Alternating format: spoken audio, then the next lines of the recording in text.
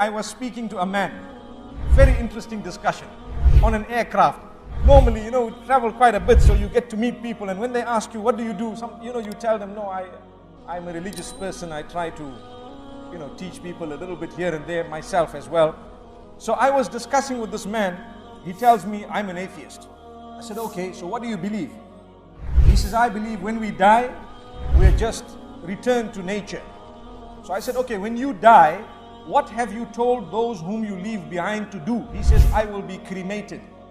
I will be cremated. So I had a beautiful discussion with him, explaining to him the damage and the harm of being cremated. He was not happy initially, but then he said, wow, you got me thinking. What did I tell him? I told him, brother, you see, we are buried. We are taught how to be buried from the time of Adam alayhi salatu wassalam. We believe that we were created from soil, and the evidence for that is when we are returned to the soil, we decompose completely into the soil, such that the remnants, there is almost nil or nothing. Have you thought of it? This man says, but I'm going to be cremated. I said, now when you cremate a person, what are you doing? You are applying tremendous heat and tremendous pressure to your body. We will not talk right now about whether you can feel it or not, but I will tell you that will not return to the soil. The reason is it becomes ash. Ash and soil are two different things completely. If you were to be decomposed without tremendous heat and pressure, you will decompose within the soil. The minute you apply heat and pressure, you become ash. That ash, what happens to it? It does not return to the soil. In fact, it remains separated. I said, but the point I'd like to ask you is, how do you know that you're not going to feel when people are burning you? He says, because medicine tells us that you don't feel anymore. I said, what if someone has felt it and they could not come back to tell you that we felt it? He says, I'll see when I go. I said, it will be too late. No answer. I'll see when I go. It's too late, because people are saying, okay, you're going to burn me. And I start saying, but you want the punishment already whilst you're still leaving the world, not even got to the life after, the hereafter, so to speak, in the proper sense. And then he looks at me and he says, but you've got me thinking. And I told him something else. I said, okay, my brother, listen to me. Let's say, for example, what you are saying and what I am saying. Put it to the litmus test. If what you are saying is true, then when we die, we will just be decomposed and that's it, everything is over.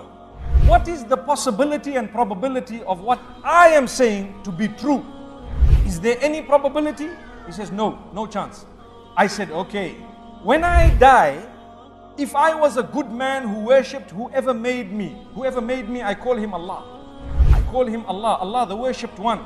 And I say he is one, alone. No worship to be rendered to anyone besides Al-Khaliq, besides the one who made me. I put my head on the ground for him. I render an act of worship for him. Whatever I do is for him. So if I were to worship my maker and say, oh you who made me, have mercy on me. Oh you whom I am going to return to when I die, have mercy on me. So that is my statement on one hand, and on your side, you do whatever you want and you're not prepared and whatever. When we die, if what you said was right, I did not lose anything, because I would have just died and decomposed. This is just a statement to make people think. If what you said was right, I did not lose anything because I decomposed. But if what I have said was right, you have lost everything. It's a fact. So why don't you just come and adopt what I've said? Because even in that case, you will lose nothing. Amazing. So follow some rules, follow some regulations, and continue to say, oh you whom I'm going to return to, have mercy upon me the day I return to you. When you return to someone, like you are saying, there may be a probability according to them, but you would have lost everything if what I said was true. He said, well, I'm going to think about it and think about it seriously. He says, you're the first person who's made me shaky in what I believe. I said, you know what? That means you have not spoken to enough people, because even a child will tell you that there is a maker.